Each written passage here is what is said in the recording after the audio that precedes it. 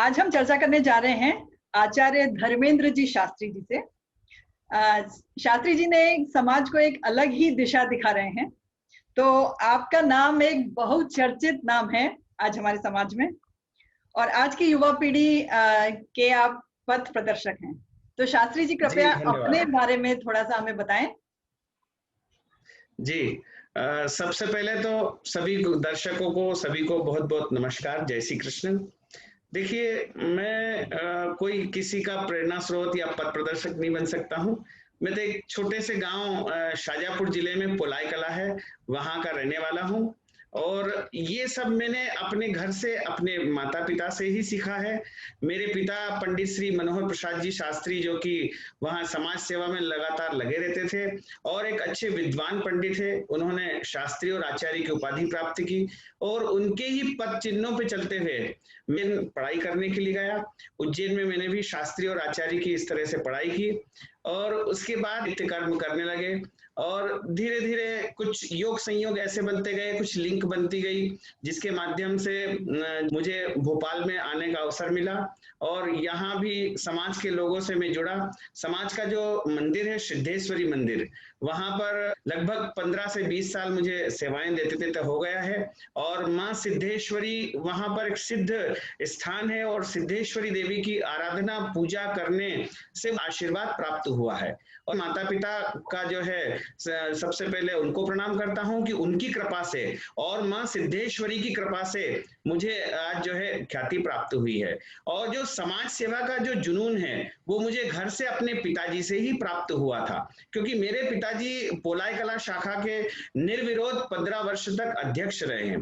तो वो जब काम करते थे, सामूहिक विवाह वहां निरंतर होते थे और अन्य गतिविधियां वहां जब होती थी, तो मुझे बचपन से ही जो है समाज सेवा में अत्यधिक रुचि थी। क्योंकि वो पांडित्य क्षेत्र में थे, इसलिए मैं पंडिताई से भी जुड़ा और धीरे धीरे जो है मैंने अपने ज्ञान का वर्धन करता गया। जहां से भी जो मुझे प्राप्त हुआ उसको मैं लगातार सीखता रहता हूं और आज भी मैं सीखने की प्रबल इच्छा रखता हूं, क्योंकि तकनीकी के इस युग में सबसे ज्यादा टेक्निक से ही जुड़ा हूं। जहां मुझे किसी ने बोला कि अब आपके पास इतना वो ज्ञान है तो आप क्यों ना इसको जो है यूट्यूब के माध्यम से लोगों को पहुंचाइए, क्योंकि लोगों को जो है घर बैठे ज्ञान प्राप्त होगा और अच्छा लगेगा और सभी को जो है इससे लाभ प्राप्त होगा। तो मैंने अपना 2017 में यूट्यूब चैनल बनाया। धीरे धीरे कुछ स्थितियां ऐसी निर्मित होती गई कि लोग जुड़ते गए और ऐसा कारवा जुड़ता गया कि आज हमारे YouTube चैनल पर 40 लाख सब्सक्राइबर है।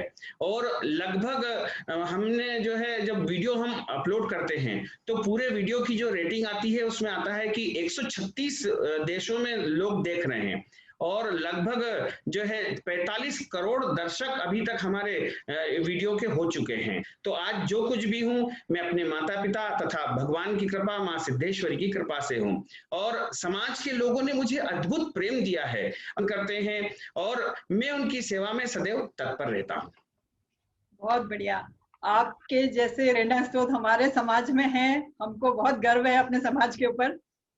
तो शास्त्री जी कृपया बताएं कि हम हिंदू धर्म में कितने संस्कार होते हैं और उनमें क्या क्या होता है। देखिए, वैसे तो प्रमुख जो है सनातन धर्म में, हिंदू धर्म में 16 संस्कार माने गए हैं और 16 संस्कारों में हम 15 संस्कारों को महत्वपूर्ण मानते हैं। अंतिम संस्कार की हम वैसे चर्चा नहीं करते हैं। 15 संस्कारों को महत्वपूर्ण माना जाता है और उनमें जो बालक के जो प्रारंभ के संस्कार होते हैं उसमें प्रमुख रूप से जो आज की समय में प्रचलित है वो नामकरण संस्कार, यज्ञोपवीत संस्कार और अन्य भी सारे संस्कार होते हैं, लेकिन ये प्रमुख होते हैं। और उसके बाद महत्वपूर्ण होता है, सबसे अधिक वो होता है विवाह संस्कार, जिसे हम पाणी ग्रहण संस्कार भी कहते हैं। और विवाह संस्कार चूंकि जो है पति पत्नी का एक अटूट संबंध होता है, दो लोगों का जुड़ाव होता है, एक होता है, कई बार तो जो है अनजाने लोगों के साथ में शादी हो जाती है, तो उन दो लोगों के मिलन का जो संस्कार होता है उसे पाणी ग्रहण संस्कार कहा जाता है। बिल्कुल सही कहा आपने। तो आजकल शादियों में हमें पाणी ग्रहण संस्कार जो हम करते हैं, इसमें कई सारी रस्मों से हमको गुजरना पड़ता है जो भी शादी करने जाता है। तो कृपया बताएं कि क्या क्या ऐसी रस्में होती हैं जिनसे ये संस्कार हम पूर्ण करते हैं। देखिए, सबसे पहले यदि हम विवाह कर्म की बात करें तो विवाह कर्म जब प्रारंभ करना चाहिए तो सबसे पहले हमारे पितरों के निमित्त कर्म करना चाहिए, क्योंकि धर्म ग्रंथों में भी लिखा हुआ है कि विवाह के 21 दिन पूर्व नांदी श्राद्ध कर्म करना चाहिए। नांदी श्राद्ध आप किस विधि से करते हैं, कैसे करते हैं, वो एक अलग विषय है, लेकिन पितरों के लिए हमें 21 दिन पहले पूजन पाठ संपन्न करके उनका आशीर्वाद सबसे पहले लेना चाहिए। और उसके बाद जो दूसरा क्रम आता है वो आता है लग्न पत्रिका लेखन कार्य।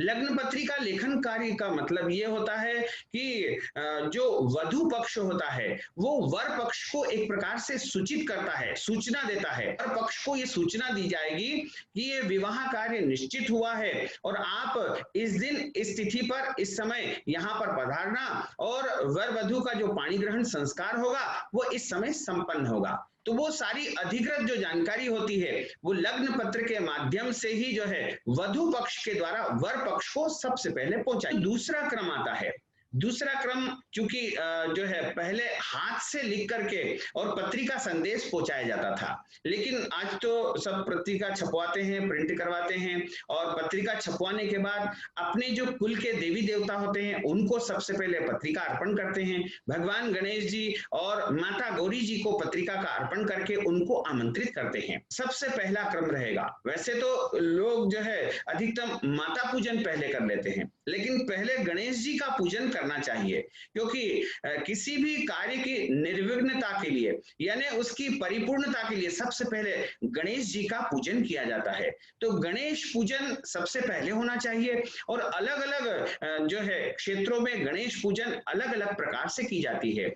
जैसे हमारे जो समाज की परंपराएं हैं उनमें हम जो है आटे के गणेश जी बनाते हैं और आटे के दीपक बनाते हैं और भगवान के सामने मोदक यानी लड्डू रखते हैं, तथा कलश और गणेश जी का पूजन करके उन गणेश जी का पूजन अर्चन संपन्न किया जाता है। वर या वधु के घर में, दोनों के घर में अलग अलग पूजाएं संपन्न होती है और पूरा परिवार गणेश पूजन में सम्मिलित होता है। उसके बाद में चूंकि जो वर वधु होते हैं उनकी उत्तम स्वास्थ्य के लिए, आरोग्यता के लिए, यानी यदि वर वधु का विवाह हो तो सबसे पहली बात है कि निरोगी काया, स्वस्थ शरीर हो, इसके लिए शीतला माता का पूजन किया जाता है। तो शीतला माता का पूजन हम उत्तम स्वास्थ्य की दृष्टि से करते हैं, और शीतला माता को जो वस्तुएं चढ़ाई जाती है वो वर वधु के शरीर पर भी लगाई जाती है। जैसे वहां जो हल्दी चढ़ाएंगे या तेल चढ़ाएंगे वह प्रसाद के रूप में वर या वधु के शरीर पर जब हम लगाएंगे तो वह स्वस्थ रहेगा, दीर्घायु रहेगा, तथा उसकी कांति में निखार आएगा। और उसके बाद जो अगला कर्म होगा वो होगा मंडप की स्थापना। चूंकि मंडप का अर्थ ये होता है कि खुले आसमान के नीचे यानी खुले छत के नीचे जो है विवाह संस्कार संपन्न नहीं होगा। तो विवाह की जो संपूर्ण क्रियाएं होने वाली है, जैसे पाणी ग्रहण संस्कार आदि जो कर्म होने वाले हैं वो मंडप की छाया में ही संपन्न होना चाहिए। चूंकि मंडप का अर्थ होता है कि 4 खंबे लगा करके और उसके ऊपर आम के और जामुन के पत्ते लगा करके और उस मंडप की छाया के नीचे विवाह आदि सारे कर्म संपन्न होंगे। तो मंडप की स्थापना होती है, मंडप का पूजन होता है और वहां पर माणक खंभ की स्थापना की जाती है। माणक खंभ का अर्थ होता है कि जो भी आदि व्याधि अला बला यदि विवाह में बाधाएं उत्पन्न करने आए तो विवाह कार्य में किसी भी प्रकार की बाधा उत्पन्न न कर सके और सभी प्रकार से उस कार्य की रक्षा हो सके, इसलिए माणक खंभ के देवता की वहां स्थापना की जाती है। मंडप का पूजन होता है। उसके बाद वहां पर नवग्रह शांति का विधान संपन्न होता है। क्योंकि जो पति पत्नी बनने वाले हैं, नव विवाहित है, उनके जीवन में किसी भी प्रकार की कोई पीड़ा ना आए, कोई कष्ट ना आए, इसके लिए सबसे पहले नवग्रहों का आवाहन करके उनका पूजन होता है और पूजन होने के बाद में उनका हवन होता है तथा वहां पर मातृका का पूजन होता है। मातृका यानी हमारी जो कुल देवी होती है, क्योंकि कुल देवी का जो पूजन होता है वह एकांत में होता है, यानी परिवार के लोग ही उसमें सम्मिलित होते हैं और जो भोग उनको चढ़ाया जाता है वो परिवार के लोग ही ग्रहण करते हैं। अलग अलग परिवारों की अलग अलग कुल देवियां होती है, तो कुल देवी का पूजन मंडप होता है और उसके बाद मंडप में एक परंपरा होती है जिसे मामेरा कहा जाता है। मामेरा का अर्थ होता है कि ससुराल पक्ष के और मामा पक्ष के जो लोग होते हैं वो अपने परिजनों के लिए वस्त्र, आभूषण, अलंकार आदि उपहार स्वरूप दे करके उनको जो है खुशियां प्रदान करते हैं कि हम भी आपकी खुशियों में सम्मिलित होने जा रहे हैं। इस प्रकार मामेरा की प्रथा वहां पर संपन्न होती है और उसके बाद ये सारे कर्म संपन्न होने के बाद में जो है वर या कन्या के यहाँ, जैसे वर के यहाँ तो बारात विदाई की रस्म होती है और कन्या के यहाँ बारात जब आएगी तो उनके स्वागत की तैयारियां शुरू हो जाती है। तो बारात विदाई के समय भी जो है कुछ रस्में होती है और इसी दौरान जो है हल्दी वर या कन्या को लगाई जाती है।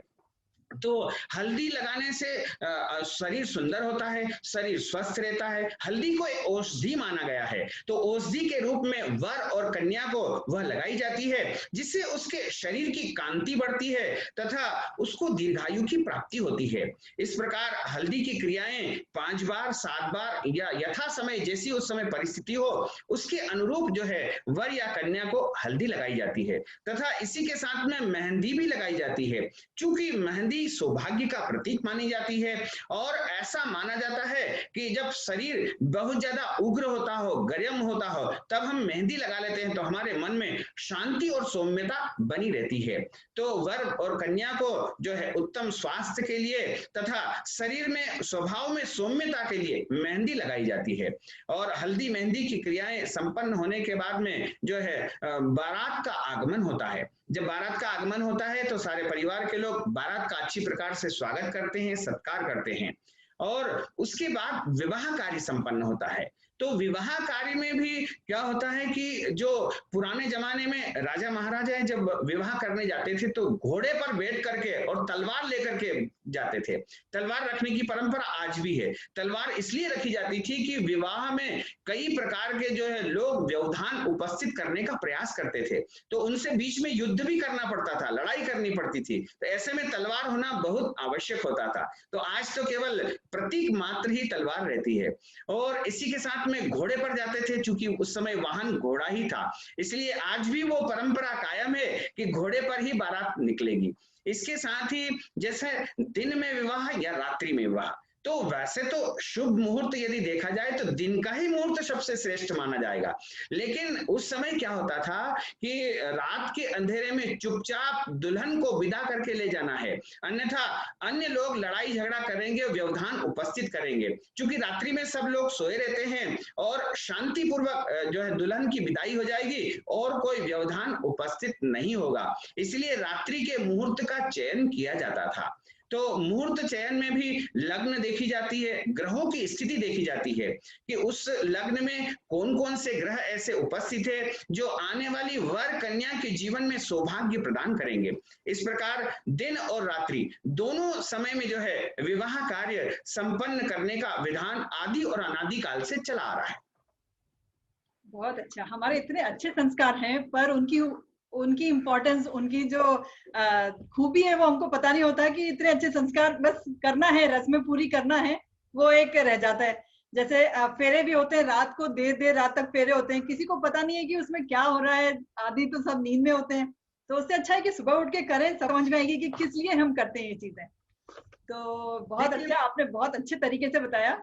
तो आशा करते हैं कि शायद आने वाले समय में हम समय को जान के आज के समय के हिसाब से उन रीतियों का पालन करेंगे। कन्यादान की विधि जैसे आपने बताया रात को होती थी क्योंकि बाकी दिक्कतें होती थी, तो अभी तो हम दिन में कर सकते हैं। हाँ बिल्कुल, आज के परिवेश में यदि दिन के विवाह करते हैं तो बहुत ही अच्छा रहेगा, लोगों को आने जाने में सुविधा रहती है। कई बुजुर्ग लोग जो सीनियर सिटीजन है वो ड्राइविंग नहीं कर पाते हैं, ऐसी स्थिति में विवाह स्थल पर आने में भी उनको परेशानियां पैदा होती है। तो इससे अच्छा है कि दिन का ही विवाह किया जाए, तो दिन के विवाह में एक तो आने जाने में सुविधा रहेगी, दूसरी बात यह है कि जो फालतू का जो खर्च होता है, जैसे डेकोरेशन में बहुत ज्यादा लाइट चमक धमक, ये सब की बचत हो जाएगी और दिन में ही कार्य संपन्न होने से रात खराब नहीं होगी और शांति से आप सो पाएंगे और पूरा कार्यक्रम जो है निर्विघ्न और शांतिपूर्वक संपन्न हो जाएगा और बारात की जो विदाई है वह भी सही समय पर हो जाएगी। इसलिए सभी को प्रयास करना चाहिए कि दिन में ही विवाह संपन्न हो। यदि कोई लग्न उस दिन नहीं निकल पा रही है या दिन की लग्न नहीं आ पा रही है तो आप गोधूली वेला या रात्रि की जो है विवाह संपन्न कर सकते हैं। तो हमको प्रतिदिन किस तरह से पूजा करनी चाहिए जिससे कि हम अपनी पूजा की सारी विधि भी कर सके उसमें, और क्योंकि हर जगह अलग अलग तरह से पूजा की जाती है, हर दिन की अलग अलग पूजा होती है, तो हम हर दिन हम किस तरह से पूजा करें? दैनिक पूजन प्रत्येक घरों में होना चाहिए और उनके घर का जो मंदिर है वो ईशान कोण या पूर्व दिशा में होना चाहिए, उत्तर में भी रख सकते हैं। और ध्यान ये रखना चाहिए कि जो पूजा करने वाला हो उनका मुंह पूर्व दिशा की ओर ही होना चाहिए, क्योंकि पूर्व और उत्तर दिशा की ओर देवताओं का स्थान माना जाता है और उस दिशा से जो है सकारात्मक ऊर्जा का प्रवाह होता है। और यदि पूजा करने वाला पूर्व या उत्तर की ओर मुंह करके बैठेगा तो देवताओं की पूरी ऊर्जा उसे प्राप्त हो सकेगी। और जो व्यक्ति, जैसे आजकल क्या है, लोगों के पास समय की कमी रहती है, तो ऐसे में जो है हमारे धर्म ग्रंथों में दो प्रकार की पूजा बताई गई है। एक तो यह है कि मानसिक पूजा, यदि आपके पास में समय नहीं है तो आप जो है भगवान का स्मरण करते हुए मानसिक तौर से भी उनका पूजन अर्चन कर सकते हैं। कई बार घर में मंदिर नहीं होता है, बाहर जैसे कोई व्यक्ति रह रहा है वहां देवस्थान नहीं होता है, तो वो मानसिक रूप से यानी मन में पूजन का पूरा स्मरण करके ध्यान कर लेंगे तो उनको मानसिक पूजा का फल प्राप्त हो पाएगा। और यदि आपके घर में पूजा का स्थान है, मंदिर है, तो आपको भगवान गणेश जी का पूजन करना है तथा सबसे पहले गणेश जी का पूजन करने के बाद में उनको दूर्वा चढ़ानी चाहिए, पुष्प अर्पित करना चाहिए, चंदन उनको स्नान करके लगाना चाहिए। इसके अलावा शंकर जी का, शिवलिंग का पूजन प्रत्येक घर में करना चाहिए, प्रत्येक गृहस्थ को शिवलिंग का पूजन करना चाहिए।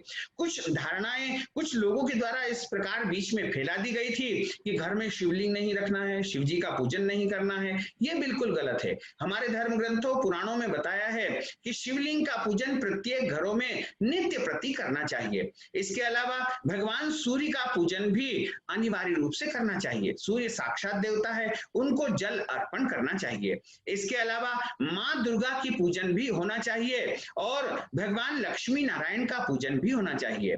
और जो भी आप देवताओं को मानते हैं, आपकी जो श्रद्धा हो उनका आप पूजन कर सकते हैं। और वैसे तो क्रम ये रहता है कि प्रत्येक दिन जो मूर्तियां होती है उनको स्नान करके और उनको चंदन लगाया जाता है और चंदन लगाने के बाद उनको पुष्प चढ़ाया जाता है और उसके बाद जो है उनको नैवेद्यम लगाया जाता है, धूप दीप उनको अर्पण की जाती है। इसके अलावा आरती भी आप उस दिन कर सकते हैं। और यदि आपके घर में ये सारे देवी देवता नहीं है तो केवल चित्र यदि होते हैं तो चित्र का भी आप पूजन कर सकते हैं, लेकिन चित्र को नित्य प्रति स्नान कराने की आवश्यकता नहीं होती है। वैसे भी यदि आपके घर में बहुत सारे देवी देवता हैं और आप किसी कारणवश नित्य उनको स्नान नहीं करा सकते हैं तो आप जल प्रोक्षण करके भी जल से उनको ऊपरी आवरण से जो है जल से स्नान करा देंगे। उसके बाद उनको पुष्प आदि अर्पित करके धूप दीप और नैवेद्य कर देंगे तो भी पंचोपचार पूजन आपकी मानी जाएगी। और इस प्रकार नित्य आपको पूजन करना है तथा शाम के समय जब सूर्यास्त हो उस समय शुद्ध घी का दीपक आपको प्रज्वलित करना चाहिए। तेल का दीपक भी आप लगा सकते हैं, कोई दोष नहीं है, लेकिन शुद्ध घी का दीपक या फिर गाय के घी का दीपक बहुत ही उत्तम माना गया है। इस प्रकार आप नित्य प्रति पूजन अर्चन करेंगे तो आपके घर में सुख शांति समृद्धि का वास होगा। अच्छा, हमारे यहाँ इतने सारे उपवास हैं, रोज कभी सोमवार का उपवास है, मंगलवार का उपवास है। अगर उपवास करना चाहें तो हम पूरा महीना उपवास कर सकते हैं, तो कृपया बताएं कि हमें कौन कौन से उपवास ऐसे हैं जो करना चाहिए। जो व्रत उपवास होते हैं, तो व्रत उपवास का मतलब ये है कि व्रत उपवास इसलिए किए जाते हैं कि हमारा मन और शरीर जो है संयम में रहे और हमारे शरीर में प्रमाद यानी आलस्य उत्पन्न न हो, तथा हमारा मन ईश्वर की भक्ति में, भगवान के भजन में, भगवान के जप में, भगवान के पाठ में, भगवान के स्तोत्र में लगा रहे, इसलिए उपवास किए जाते हैं। और उपवास एक प्रकार की तपस्या होती है, और उपवास अकेला उपवास नहीं करना चाहिए, उपवास के साथ साथ भगवान का भजन, कीर्तन, नाम स्मरण भी करना चाहिए, तभी उपवास का फल प्राप्त हो पाएगा।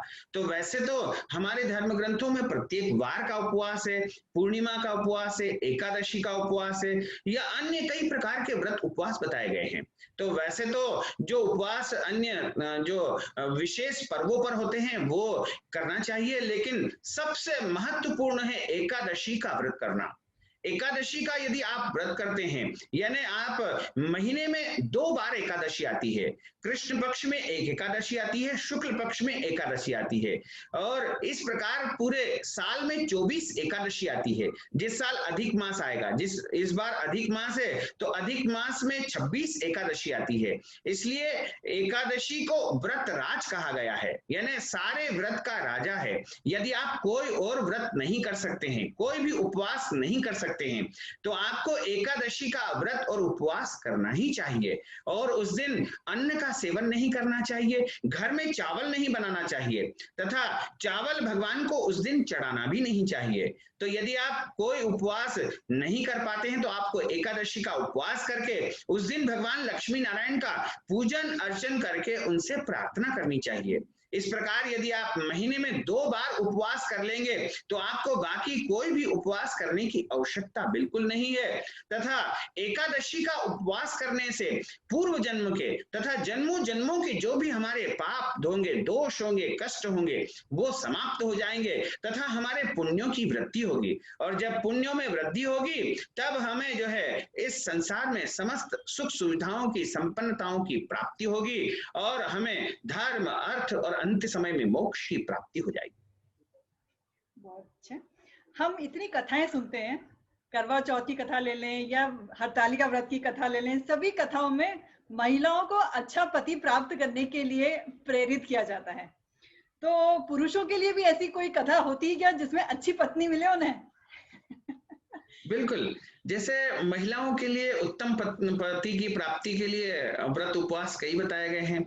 इसी प्रकार जो है नवरात्रि का जो पर्व होता है, 9 दिन का जो पर्व होता है, उसमें जो है यदि कोई अविवाहित पुरुष यानी कुंवारे लड़के यदि माँ की आराधना करते हैं या व्रत करते हैं, उपवास करते हैं, या फिर माँ जगदम्बा से प्रार्थना करते हैं, तो उनको अच्छी पत्नी की प्राप्ति होती है। पत्नीम मनोरमाम देहि मनोवृत्तानुसारिणीम तारिणीम दुर्ग संसार सागरस्य कुलोद्भवाम। इस प्रकार माँ जगदम्बा से नवरात्रि के दौरान, दोनों नवरात्रि आती है, वैसे तो वर्ष में 4 नवरात्रि आती है, 2 गुप्त नवरात्रि होती है तथा 2 प्रकट नवरात्रि होती है। तो ऐसे में यदि हम नवरात्र के दौरान माँ की आराधना करेंगे तो उत्तम पत्नी की प्राप्ति होगी तथा हमारे घर में सुख, शांति, समृद्धि का वास होगा। ऐसा सुना है कि पंडितों को आजकल कोई लड़कियां नहीं दे रहा है, उनको शादी में शायद कठिनाइयां आ रही हैं, इस पर आपका क्या विचार है? देखिए, ये लोगों की एक गलत धारणा है, गलत सोच है कि पंडिताई करता है वो क्या कमाएगा, क्या खिलाएगा, कैसे परिवार का पालन करेगा। जबकि देखा जाए तो जो अच्छे पंडित है, जिनकी अच्छी पंडिताई चलती है, वो एक नौकरी करने वाले से भी अधिक जो है उनकी आमदनी होती है। हालांकि ये बात है कि रेगुलर उनकी इनकम नहीं होती है, लेकिन फिर भी उनकी जो आमदनी होती है वो बहुत अच्छी रहती है। इसके अलावा उनके घर में संपन्नता रहती है, क्योंकि उनके घर में दान पुण्य आदि वस्तुओं की प्राप्ति होती रहती है, इसलिए घर में संपन्नता बढ़ती जाती है। तो ये धारणा बिल्कुल गलत है कि पंडित है इसलिए इसको लड़की नहीं देना चाहिए। विशेष करके चूंकि वो पंडित है तो संस्कारी होगा, सबसे बड़ी बात तो ये है। और जब रोजी रोटी की बात है तो वो तो लड़कियां, कन्या अपने भाग्य लेकर आती है, अपने भाग्य स्वयं लिखवाती है। यदि आप नौकरी वाले से भी शादी करोगे तो कई बार जो है उनके संबंध विच्छेद हो जाते हैं या कई और भी परेशानियां उत्पन्न हो जाती है। लेकिन यदि आप पंडित के साथ में या किसी ब्राह्मण के साथ में या पंडिताई करने के वाले के साथ में विवाह करते हैं तो वो संस्कारवान रहेगा और किसी भी प्रकार से वह जो है अपनी पत्नी को प्रताड़ित नहीं करेगा और अच्छे से जो है वह देखभाल करेगा, क्योंकि वो अनेकों घर में जाता है और अनेकों तरह के उसको अनुभव प्राप्त भी होते हैं। तो ये धारणा बिल्कुल गलत है कि जो पांडित्य कर्म करते हैं उनके साथ विवाह नहीं करना चाहिए। हमारे यहाँ के पंडितों को हम कुछ ऐसे तैयार कर सकते हैं क्या कि जो विवाह संस्कार, उपनयन संस्कार के लिए हम इन्हीं पंडित को चुने, मतलब इसी समाज से हमको पंडित चाहिए, क्योंकि हमारे यहाँ काफी पंडित हैं और अभी मुंबई में देखा जाए तो पंडितों की इतनी डिमांड है। पर मुझे लगता है कि हमारे यहाँ के जो पंडित हैं उनको ऐसा प्रशिक्षित करें कि कहीं भी कोई भी काम करवाने में दिक्कत ना हो। तो ऐसा कुछ हम अपने समाज से शुरू कर सकते हैं क्या? जी बिल्कुल, हमने अभी जो है जो केंद्रीय समिति के जो चुनाव हुए हैं उसमें भी जो है लिखा हुआ है, और हमारे जो राष्ट्रीय अध्यक्ष है माननीय नरेंद्र व्यास जी, उन्होंने भी जो है इस बात पे विशेष जोर दिया है। उनका भी कई बार कहना रहा है कि हम जो है हमारी जो प्रत्येक शाखाएं, लगभग हमारी पूरे जो है इंडिया में 32 शाखाएं हैं, और 32 शाखाओं के जो सेंटर पॉइंट है, जहां शाखाओं का स्थान है या जहां धर्मशाला है, ऐसी जगहों पर जो है एक केंद्र खोलने की प्लानिंग चल रही थी। चूंकि अभी ये कोरोना आ गया, नहीं तो इस 2020 में जो है ऐसा प्लान था कि प्रत्येक शाखाओं में एक धर्म संस्कार शिविर वहां पर खोल दिए जाए और वहां पर अच्छी पंडिताई का जो है उनको अध्ययन करवाया जाए। तो इसके लिए वहां जो भी एक विद्वान पंडित है उनकी नियुक्ति करके शनिवार रविवार या जो भी सुविधा हो उसके अनुसार वहां पर कक्षाएं प्रारंभ कर दी जाए। तो ये एक केंद्रीय कार्यकारिणी की जो है एक ऑनलाइन मीटिंग होने वाली है, उसमें भी इस प्रस्ताव को पारित कर लेंगे। तो ऑनलाइन जो है हम एक पंडिताई का एक कोर्स प्रारंभ करने जा रहे हैं। तो उसमें जो अपने समाज के जो युवा वर्ग है, जो पांडित्य में रुचि रखते हैं या जो एक अच्छा रोजगार प्राप्त करना चाहते हैं तथा एक नया जो है काम शुरू करना चाहते हैं, अपना एक समाज में या परिवार में एक मुकाम हासिल करना चाहते हैं, या फिर वो कोई और भी कार्य कर रहे हैं, तो उसके साथ में जो है पंडिताई का काम भी वो कर सकते हैं। इसमें जरूरी नहीं कि आप फुल टाइम पंडिताई करो, अन्य जॉब भी आप कर सकते हो। इसके अलावा जब जब आपके पास समय हो, प्रातःकालीन, सायंकालीन या छुट्टी के दिनों में पांडित्य कर्म कर सकते हैं। तो उसके लिए हम एक ऑनलाइन जो है पंडिताई का कार्य या कोर्स प्रारंभ करने जा रहे हैं। तो उसमें रविवार के दिन या अन्य जो भी सुविधा दिन रहेंगे, उसमें जो है पंडिताई का जो प्रारंभ से लेकर के अंतिम तक का पूरा पाठ्यक्रम उनको ऑनलाइन सिखाया जाएगा। और उसके बाद जब ये स्थितियां कोरोना की सामान्य हो जाएगी, उसके बाद सबको बैठ करके उनको केंद्र की तरफ से कुछ ऐसे प्रमाण पत्र या सर्टिफिकेट भी देंगे कि आपने पंडिताई का यह कोर्स पूर्ण कर लिया है, अब आप जो है विवाह आदि सारे संस्कार या अन्य कर्म जो है हमारे समाज में या अन्य जगह जाकर के करवा सकते हैं। तो उनको एक पूर्ण रूप से जो है निपुण और योग्य विद्वान पंडित बनाने की जो है हमारे समाज की और हमारी केंद्रीय कार्यकारिणी की प्रबल इच्छा है। साथ ही हमारे समाज में एक पत्रिका निकलती है जिसका नाम है विप्रवाणी, और विप्रवाणी के जो प्रधान संपादक है श्री अशोक चंद्र जी दुबे अशोक, जो कि इस विषय में बहुत गंभीर चिंतन कई दिनों से कर रहे हैं। वो भी अपनी पत्रिकाओं में लगातार इस तरह के आलेख छापते हैं, और वो भी जो है समाज की इन योग्य विद्वानों को जो है आगे बढ़ाने के प्रयास में सदैव लगे रहते हैं। क्योंकि अशोक दुबे जी भी बड़े विद्वान और साहित्यकार है, और उनकी भी बड़ी मंशा है कि जो है समाज के जो बेरोजगार युवा हैं, लड़के हैं, वो इधर उधर काम नौकरी ढूंढने के बजाय अपना जो पारंपरिक काम है, जो पांडित्य कर्म है, उसकी तरफ आगे बढ़े और जो है अपना योगदान दे। ऐसी इच्छा हमारे जो पूर्व राष्ट्रीय अध्यक्ष माननीय कैलाश जोशी जी की थी। कैलाश जोशी जी के पास में समाज का कोई व्यक्ति जाता था कि साहब मुझे आप नौकरी दिलवा दीजिए, तो उनका कहना यह था कि देखिए हमारे समाज में जो है पंडितों की कमी है, इसलिए सबसे अच्छा रोजगार पंडिताई का है। तो आप इधर उधर नौकरी मांगने की अपेक्षा यदि पंडिताई के क्षेत्र में काम करोगे, आगे बढ़ोगे, तो निश्चित तौर से आपको सम्मान भी मिलेगा, पैसा भी मिलेगा, और आपका नाम भी जो है विख्यात होगा। यही इच्छा हमारे राष्ट्रीय अध्यक्ष माननीय नरेंद्र प्रसाद जी व्यास साहब की भी है। वो भी लगातार जो है समाज के युवा वर्ग को पंडिताई सिखाने के लिए, पंडिताई में आगे बढ़ाने के लिए इस योजना को क्रियान्वित करने का हमारा पूरा कार्यक्रम रहेगा। इसमें सिर्फ पुरुष ही भाग ले पाएंगे, महिलाएं भी भाग ले पाएंगी? देखिए वैसे तो जो अभी जो विचारधारा जिस प्रकार की है उसके अनुसार जो है पुरुष लोगों को ही घर में पूजा पाठ या पंडिताई करने के लिए बुलाते हैं। हालांकि साउथ में और केरल में तो कई महिलाएं भी जो है पांडित्य कर्म करने लगी है, लेकिन धीरे धीरे इसमें विकास होगा। तो यदि कोई बहनें और माताएं बहनें भी इस कार्यक्रम में हिस्सा लेना चाहती हैं तो ले सकती है, इसमें कोई दिक्कत नहीं। पूजन पाठ कर सकती है, करवा भी सकती है, कोई दोष नहीं। आजकल हर घर में अपनी अपनी अलग अलग रस्में होती हैं, तो कई प्रथाएं ऐसी होती हैं जो चली आ रही हैं, हम उन्हीं को लेके चलते रहते हैं, हम उसमें कोई बदलाव नहीं लाते हैं, समय के साथ में बदलाव नहीं आता है उसमें। तो इसमें आपका क्या विचार है कि जैसे कहीं पर रस्में हैं कि जब किसी की मृत्यु हो जाती है तो पंडितों किसी के हस्बैंड की डेथ हुई तो उसकी वाइफ के सारे कपड़े उसको दान दिए जाते हैं, तो क्या ये प्रथाएं हमको अभी भी आगे लेके चलना चाहिए या क्या मंत है इसमें? देखिए, मृत्यु चूंकि एक बड़ा दुखद विषय होता है और दुखद परिस्थिति में एक तो उसके ऊपर दुख पड़ा हुआ है, दूसरा उसके ऊपर इतना बोझ हम रख देते हैं कि आपको ये भी करना है, ये भी दान करना है और ये जो है भोज भी कराना है, लंबा चौड़ा आयोजन भी करना है, सब कुछ करना है। तो देखिए धर्म शास्त्रों में ऐसा नहीं लिखा हुआ है कि आप कर्जा लेके और दान पुण्य करो और अपने परिवार को मुसीबत में या संकट में डालो।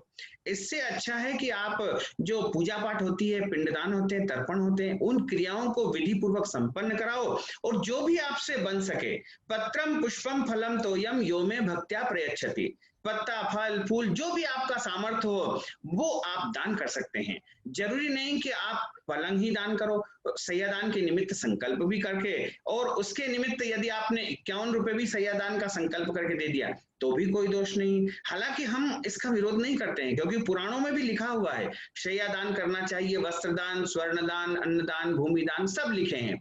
लेकिन परिवार की जैसी हैसियत हो, जैसी शक्ति हो, ये सारे दान जो लिखे हैं वो राजा महाराजाओं के लिए और बड़े लोगों के लिए लिखे हुए हैं। क्योंकि यदि कोई समर्थवान व्यक्ति है तो वो अपनी हैसियत के अनुसार अपने परिजन की तृप्ति के लिए दान पुण्य कर सकता है, कोई दोष नहीं है।